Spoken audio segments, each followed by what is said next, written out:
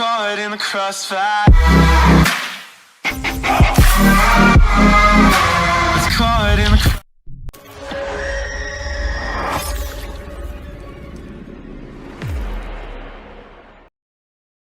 What's up, guys? Lance the Obscure Movie Guy coming to you once again with another fun-filled, fact-filled video that you probably won't care about, but we're going to do it anyways, trying to change the world one post at a time. Today's video is done in partnership with Indie Horror Junkie, so be sure to go to indiehorrorjunkie.com to check out all of their offerings. The latest issue of the Indie Horror Junkie magazine is currently available. $5 for a downloadable PDF, $20 for a printable copy shipped straight to your door. There's also the Indie Horror Junkie podcast every other Wednesday night, 8 o'clock Eastern Standard Time. More people to talk to, more movies to go over, new stories to tell. There's also going to be the Indie Horror Junkie Film Festival held at MegaCon in Orlando, but more on that information later. And there's also the new Indie Horror Junkie newsletter. You can sign up for it at indiehorrorjunkie.com. It's a newsletter that comes out the first of every month with more news, notes, and highlights that couldn't get packed into the Indie Horror Junkie magazine. So be sure to go sign up for that today.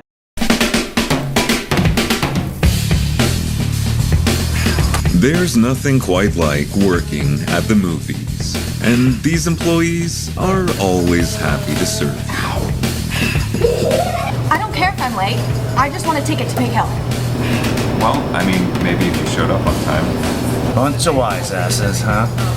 Bunch of lazy ass wise asses. It's part of the job. Free movies, free popcorn, discounted concessions. Who wouldn't want that? I gotta come into work tonight. God damn it, Kayleigh! Come on! Do you really want to waste your life at some dead-end job where people just make messes and jerk off everywhere? Hey, I like my job. It's nice to be around some people who are a lot like me. Agreed. Favorite movie? A favorite movie? Oh god, I don't know. There can be ups and downs, whether you're a customer or an employee, but it's a place where all movie lovers alike can have an experience like none other. You guys know what's up with that kettle machine in the hallway? There's a kettle machine in the hallway? How the hell have you not seen it? I need help cleaning the Blue Creek kettle. Okay? Are you joking? Some people would kill to have a job like this for the rest of their lives, and others, in fact, may be here till the day they die.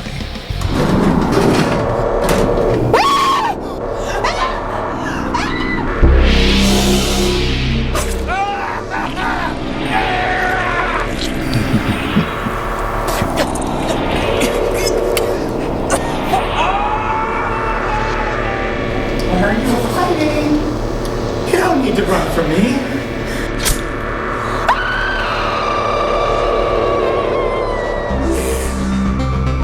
Late nights at the movies.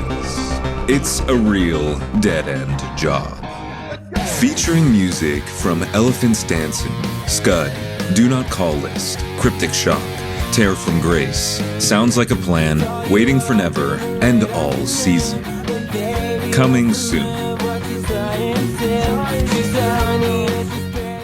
Late Night at the Movies is a film about a killer on the loose inside of a movie theater, taking out employees and patrons alike. Written and directed by Taylor Rhodes, starring Taylor Rhodes, Melody West, and Carly Mayfield. Now, the film starts off with a fantastic opening monologue about what it's like going to and working for movie theaters and the decline of the theater experience per se, which I hope never happens because I love going to the movie theaters, and you can tell the people that made this film love that movie theater experience as well.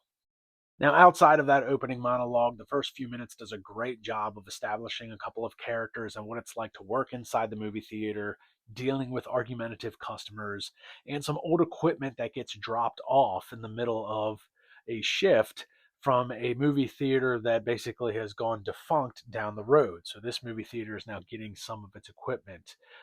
Now, that movie theater down the road had gone out of business for various reasons, and one of those reasons we find out is because there was a killer on the loose in that movie theater.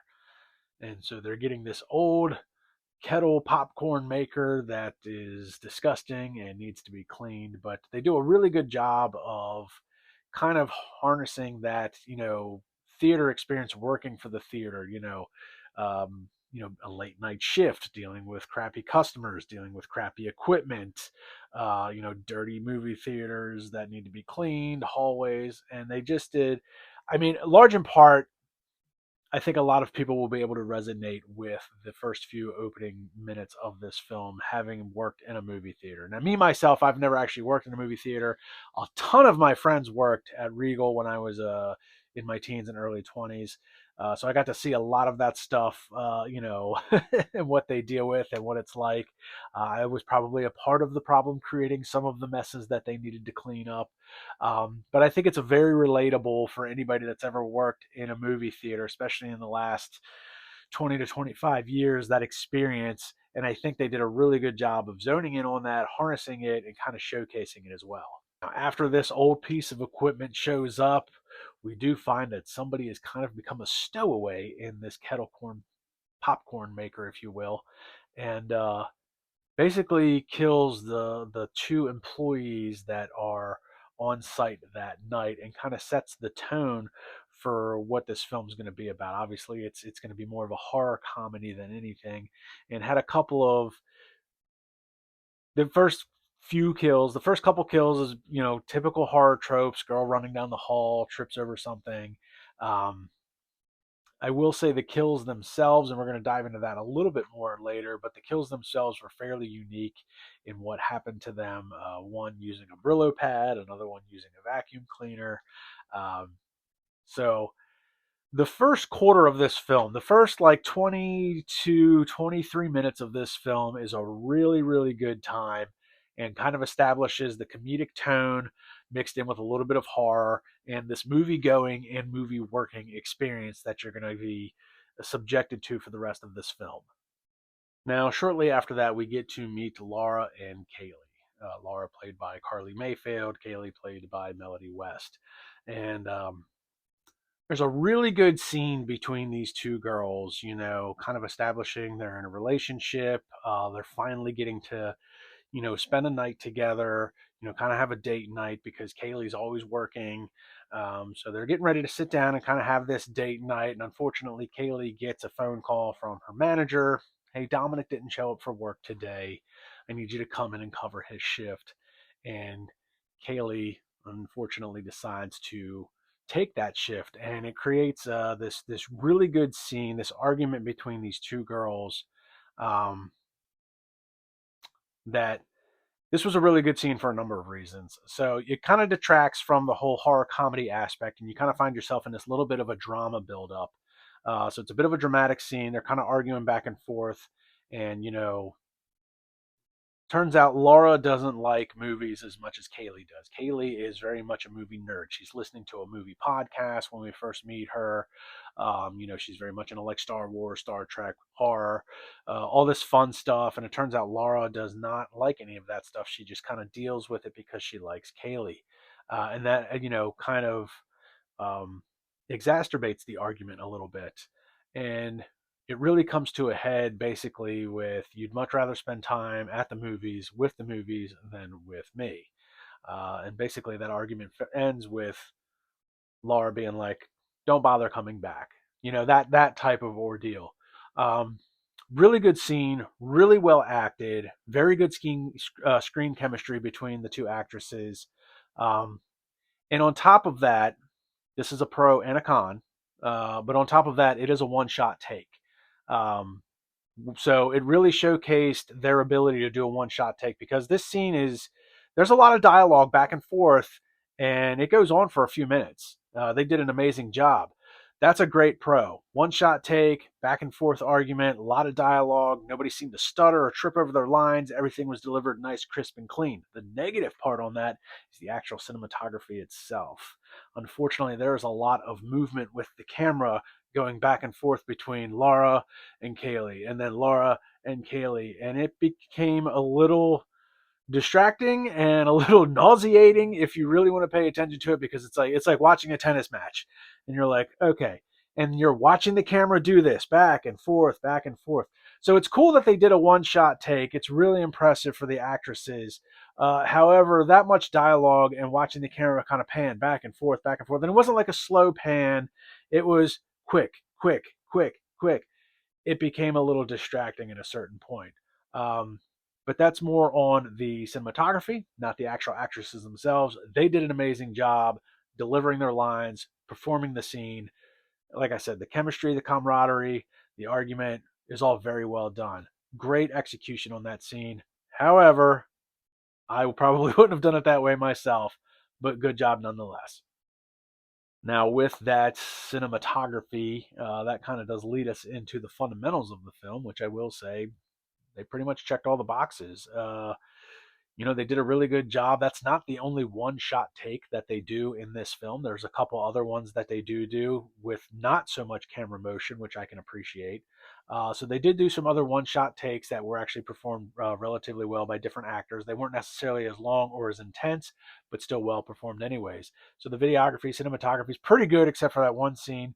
Um, there's no audio issues, which is really nice. It's one of my biggest pet peeves when it comes to some of these low budget independent films, is always the audio seems to be a problem. I think they did a really good job selecting the music for this type of film. I think it really goes along with the tone of the film. And not just like the songs for like transitional scenes, but like the actual score itself. It knew exactly when to play into tense. It knew exactly when to play into the fun. And there was a couple times where it did a mixture of both that was really well executed as well. So from a fundamental standpoint, the film's really well executed. They also did a really good job of kind of throwing in some Easter eggs from some of your more mainstream horror films. If you look hard enough, you'll be able to see some of the inspiration for films like Scream or Halloween, Nightmare on Elm Street, Friday the 13th.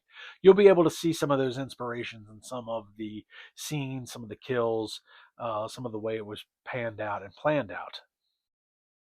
My biggest gripe with this film, honestly, would probably be the time in between some of the kills. So, like I said, the first quarter of this film, they establish a lot as far as, you know, the backstory of the other theater down the road and kind of what happened to it, why you have this old equipment.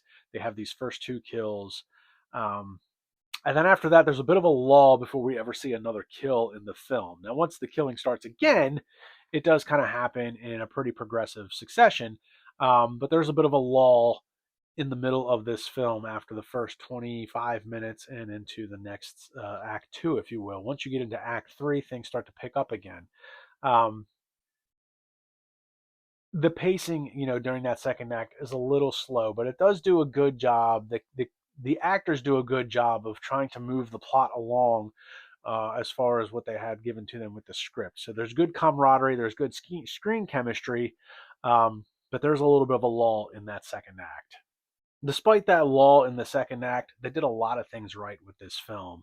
All of the kills in this film are unique from one another. So there's no there's no one kill like another one.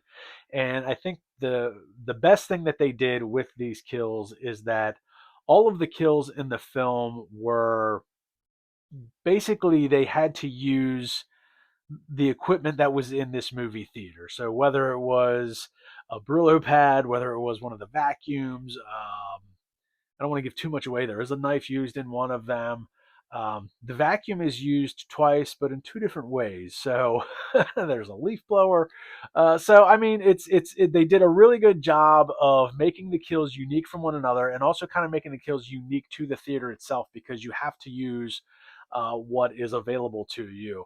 Kind of honestly, it sounds silly, but it's almost like a Die Hard type thing. John McClane could only use what was inside the Nakatomi Tower, and lucky for him, he was able to gather a gun here and a gun there. But at the end of the day, he only had what was available to him inside the building, and that's exactly what they did with, you know, Late Night at the Movies. You only had available to you what was in the theater. There wasn't anything brought in from outside except the old kettle cooker for the popcorn maker. So they did a great job with that. The special effects, they The special effects are kind of cheesy, but that's kind of done with intent, and it kind of adds to the B movie charm of the film. I think they knew they weren't going to be breaking any new ground with their special effects, so it does look a little campy in some areas, but I think that really brought more charm to the film than anything else. So, really good job in that aspect. And I will say, and I know I've brought this up on like a podcast with like Compelled by Schlock. Compelled by Schlock, we did a podcast one time where we did talk about a shock kill. Every good horror film has to have a shock kill. Now, that shock kill doesn't always have to be in the manner of which somebody is killed. Sometimes it's the character in and of itself that gets killed. So they did a good job with one shock kill where you're like, oh my God, I didn't think that would happen. That's unfortunate.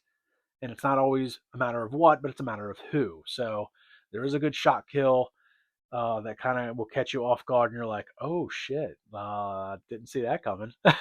So, props to them on that. That is horror movie making 101 in my opinion. So, all in all, great job by everybody involved. So it has to be said that Taylor Rhodes and his production people, behind the screen, on the screen, the actors, the actresses, everybody working behind the screen, relatively inexperienced, but it doesn't show. Um, Taylor's done a few shorts. In fact, he did Photo Negative, which was one of the films that we kind of showcased at the Indie Horror Junkie Film Festival as a horror short, and that was actually really well executed. But when you look at like the IMDb, um, everybody's only got a handful of credits, 2, 3, 4, 5 credits at most. Um, but the film is not presented in a inexperienced manner. Golly, try to get that out. So I mean, Taylor, having done some shorts, kind of had some knowledge. I believe his wife did some of the special effects. Um, and then like Melody West, who played Kayleigh, she's only been on like one or two other things, did an amazing job. So I think collectively, you know, there's not a whole lot of shortcomings in the film. Like I said, my biggest gripe was kind of the lull of stuff kind of happening in the second act. Despite how good the dialogue was and moving along the plot, there was still a little bit of a lull because there wasn't any other killings happening for quite some time.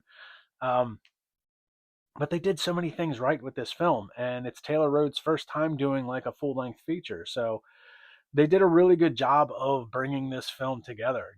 They started shooting in January, they finished it in March, and now it's complete. It's out for, review. I'm sure they'll try and do a festival run with it. It's not currently available for streaming, unfortunately. I really wish it would be, because I really wish it was, because I want people to see this film. It's a pretty fun horror comedy. Um, and I think it says a lot. It's kind of weird because it's almost like a self-reflection in a couple different ways. So in one way, the character of Kayleigh kind of sees a little bit of herself in the character of Dougie. Turns out Dougie is an ex-employee, and I think his love for movies and his love for working at the movie theater, she kind of sees a lot of herself in Dougie. And I think in a way there's a bit of a self-reflection in the way the movie was presented, because like I said earlier, with the kills, they kind of had to use what was available to them in the movie theater. Taylor kind of did basically the same thing in the real life making of this film. This movie theater, I don't know that but I know that some of his friends and some of his family worked at. So he had access to the theater, relatively easy access. Um, and I use that term a little loosely, but I mean, you have to wait until the end of the night to do a lot of the scenes. But I mean, he used what was available to him in the real world to make a film, and within that film, they're using what's available to them to conduct the killings. So there's a bit of a self-reflection there as well. So I think overall, for what is relatively an inexperienced group of people that have only done a handful of shorts, um, they did an amazing job. They really did, and I think if you're a casual viewer, maybe this isn't a film for you. But I think if you're an aspiring filmmaker, or if you're really like me, if you're really into low budget independent horror and you like to see people that are kind of up and coming, this is a really good film to watch, and I highly recommend. If you can find it, watch it. If you see it coming up at a film festival, go see it. Late night at the movies. It is a really good time, and they did a really great job of bringing this together. So, Taylor and company, don't stop doing what you're doing. I'm looking forward to more of your stuff. And who knows? Maybe we'll see this one at the Indie Horror Junkie Film Festival. I don't know. So, but like, subscribe, and comment to my YouTube channel. Check me out on Facebook and Instagram, and I will see everybody in the next video.